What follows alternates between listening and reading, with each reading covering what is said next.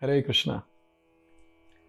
Srila Prabhupada's senior disciple, His Grace Bhurijana Prabhu, he makes a very important point, and it will really help us to advance or to improve our chanting.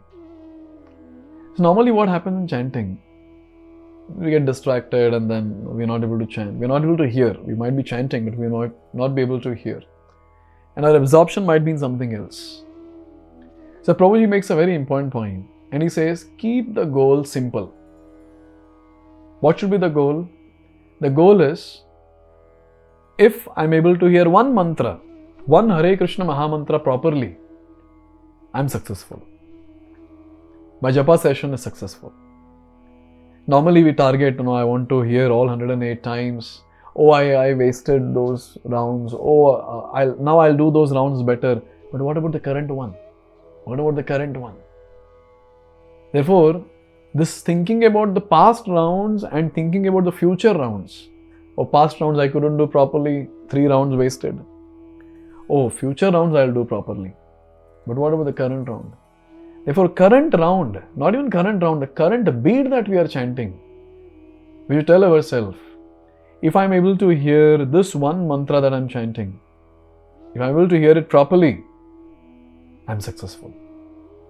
So with this mood, we should chant our rounds, keeping the goal very simple. See, normally what happens is, when the goal is kept very high, that all 108 times I want to hear, 16 into 108 times I want to hear, do it attentively with absorption. Obviously, that's our desire.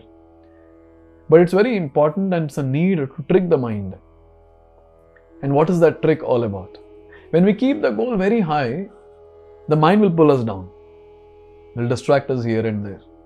And we will see when the goal is simple, at that time our enthusiasm is really great. Our determination is very great. You see, whenever we have a simple goal and we know that we can achieve that, naturally our determination power increases, our enthusiasm increases, and we are able to do that. Similarly, in our chanting, when our goal is very high, at that time we might think, especially when starting the first round, 16 rounds are remaining.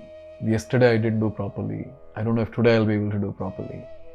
But if the goal is very simple, if I can hear one mantra attentively, properly, I'm successful. This entire mantra meditation that I'm doing, this entire Japa session of chanting Hare Krishna that I'm doing is a great success. So in this way, when we keep the goal simple, our enthusiasm will increase. And when the enthusiasm increases, when the determination increases, and when we feel happy by achieving that goal, what happens is, we are able to hear another mantra, and the next, and it will go on. So before we start every round, today, let's set the goal. Let's set the goal very clear, that if I am able to hear one mantra clearly, attentively, with proper pronunciation, I am successful. And whenever we are able to hear one mantra properly, let's appreciate ourselves. Let's pat our back. And let's continue our chanting.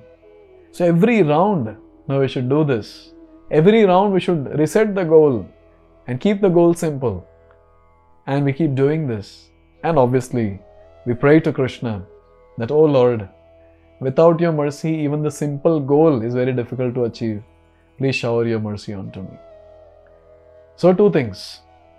Keep the goal simple and offer prayers to Krishna. And the third point is very, very important, is instead of thinking about the past rounds or future rounds, let's focus on the current round, current bead that we are chanting.